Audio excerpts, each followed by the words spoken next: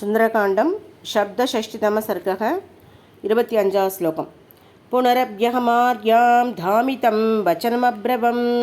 गच्छोगविमुगो रामो देवि सद्येन देशभे रामे दुःखाभिभूते तु लक्ष्मण परितप्यते कथञ्चिन्भवति दृष्टा न कालपरिशोचितम् इमं मुहूर्तं दुःखानाम् अन्तं द्रक्षसि भामिनी तावुभौ नरसार्दूलौ राजपुत्रावनिन्दितौ त्वद्दर्शनकृतोत्साहौ लङ्काभस्मीकरिष्यतः हत्वा च समरे रौद्रं रावणं शकबान्धवं राघवस्त्वां वरारोहे स्वां पुरीं नकिता ध्रुवं यत्तु रामो विजानीयात्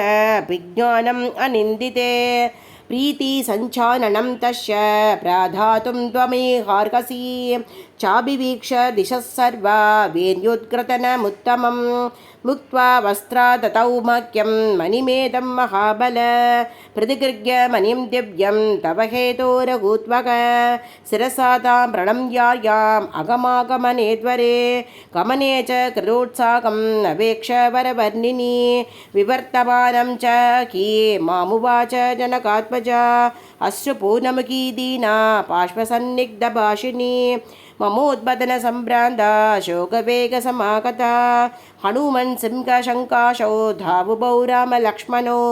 सुग्रीवं च शकामाद्यं सर्वान् ब्रूयाह्यनामयं मामुवाच ततः सीता शभाग्योऽसि महाकवे यत्रक्षसि महाभागं रामं कमललोचनं लक्ष्मणं च महाभागं देवरं मे यशस्विनं सीतया अभ्येव मुक्तो अहम् अब्रवं मैथिलीं तथा पृष्ठमारोगमया देवी शिभ्रं जनकनन्दिनी यावद्ये दर्शयां यद्य स सुग्रीवं स लक्ष्मणं राघवं च महाकमागे बद्धारमसि देक्षणे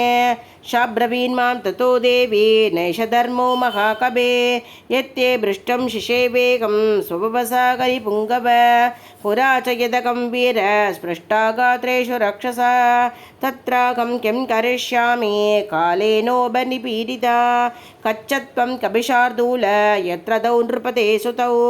इत्येवं सा समाभाष्य भूय सन्देष्टुमास्थिता यदा च स महाबाहुगो मां धारयति राघवः अस्मातु काम्बुसम्रोधात् त्वं समाधातुमर्हसि इमं च तीव्रं मम शोकवेगं रक्षोभिरेभि परिमत्सनं च ब्रूयास रामस्य कतः समीपं शिवच्छते त्वासु हरिप्रवीर एतद्दवार्या नृपराजसिंह सीतावच प्रागविषादपूर्वम् एतच्च बुद्ध्वा गदितं मया त्वं श्रद्धत्व सीतां कुशला समग्रा। इत्यासे श्रीमद् रामायणे वाल्मीकिये आदिकाव्ये सुन्दरकाण्डे शब्दषष्टितमः सर्गः। श्रीकरये नमः श्रीकरये नमः श्रीकरये नमः। जानकीकान्तस्मरणं जय जय राम राम।